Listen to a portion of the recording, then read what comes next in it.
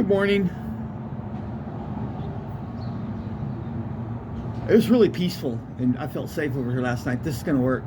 The only problem is I'm so stiff up underneath my rib cage back here because I'm a side sleeper, but I have to roll over constantly because my arms will go to sleep if I stay on the side too long.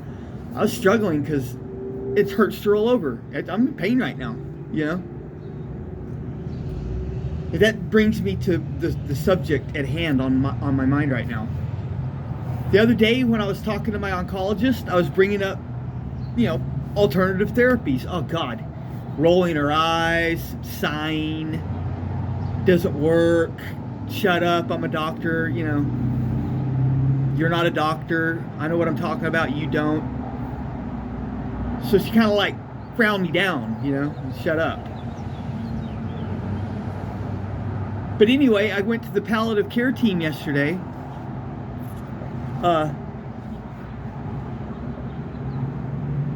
And there was the nurse practitioner. I'm getting tired of these people practicing medicine. I want you guys to start performing medicine. How's that? Practice time's over, And as far as being a patient, I'm kind of running out of patience. I'm not a patient, I'm a client, all right? But anyway, there's a nurse practitioner and a social worker. Here's what their job is. And it's supposed to, it's a patient by patient basis. The nurse practitioner is there to provide me medication to keep my symptoms down. Pain medication. That's it. That's her job. The social worker is to take each individual patient and make sure that they have the wherewithal to do treatment. With me, that would be making sure that I'm not getting chemo, radiation, and surgery and having to sleep here. Okay? Here's what happens. I'm like, listen, I've been doing the Tylenol thing. I think it might be time to start thinking about some little bit more stronger pain medication. Oh boy. Because I've just been talking about alternative therapies with her. Because I want to talk to somebody about it and see if anybody will listen. Same thing. It just, oh God, it discounted it out of hand. People that think that way are crazy. It doesn't work, blah, blah, blah. But as soon as I started mentioning exactly what her job is, pain medication, oh man, light the incense. Ring the little bell, ding, Om.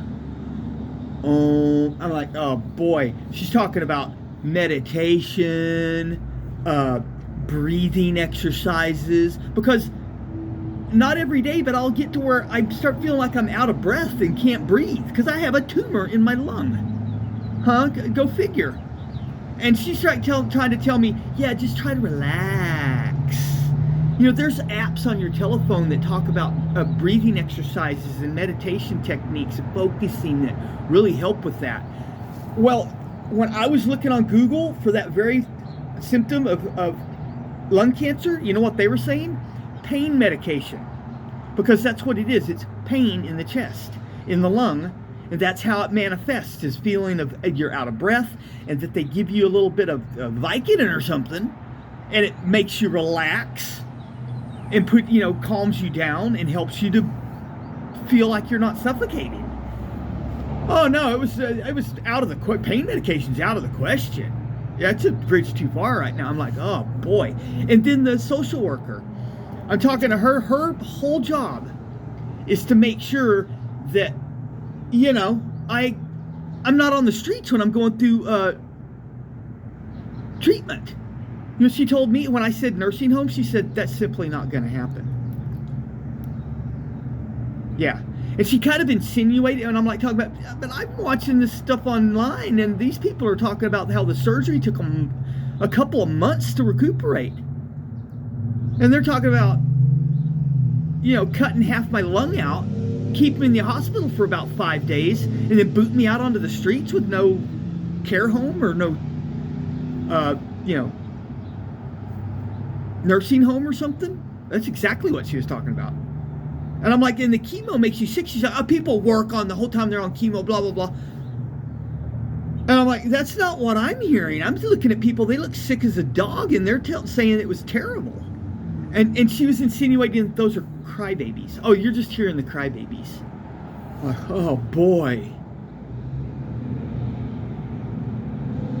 I think my last leg that I'm going to stand on around here with dealing with these doctors is I'm going to go down to this like low income. It's for homeless people or whatever, people that don't have insurance. Even though I have insurance, but it's a clinic. Just to get the ball rolling with somebody and try to get a primary care physician, you know, a general practitioner, and I'm going to come to them. I'm going to go, listen, one more time.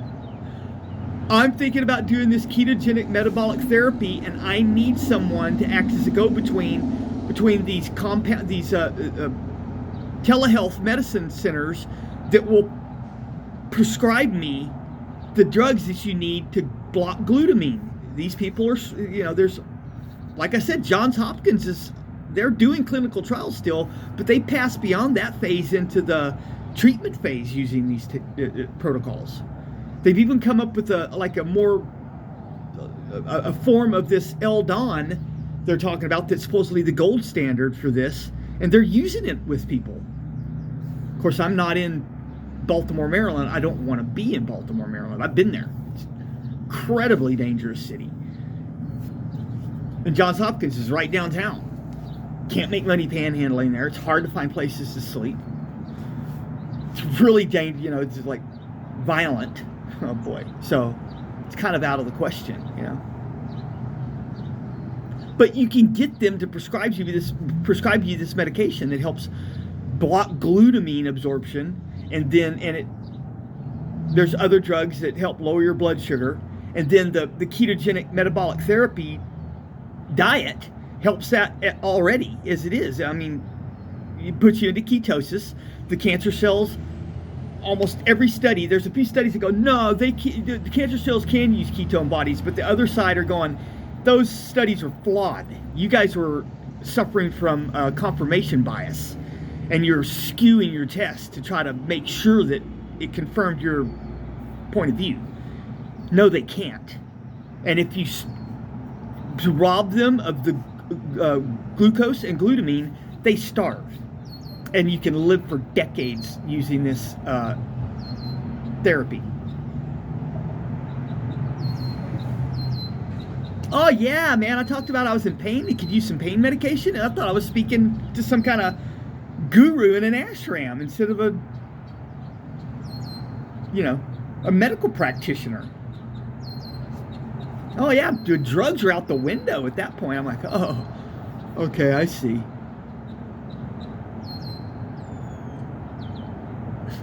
But anyway, I've had my little rant. Like I said, I'll sit there and just deal with my own thoughts, and I'll gradually start going, dude, let's do what they want you to do. And then I'll actually come and talk to them, and it's like all my doubts come back, because I can just see how close-minded and they are. And they think they know it all. You can just see that it's like, I mean, that's another thing, is that the only advantage medical doctors have over like a pathologist or a veterinarian is their patients can actually speak to them in language. But they just will not listen to you. You might as well be a dog. Veterinarians try to listen to their patients more than doctors do. Pathologists probably dearly wish the person they were dealing with, the subject that they're working on, could tell them what happened instead of them having to just try to figure it out with the clues. But medical doctors, it's exactly the opposite. You start talking, all they want you to do is shut up.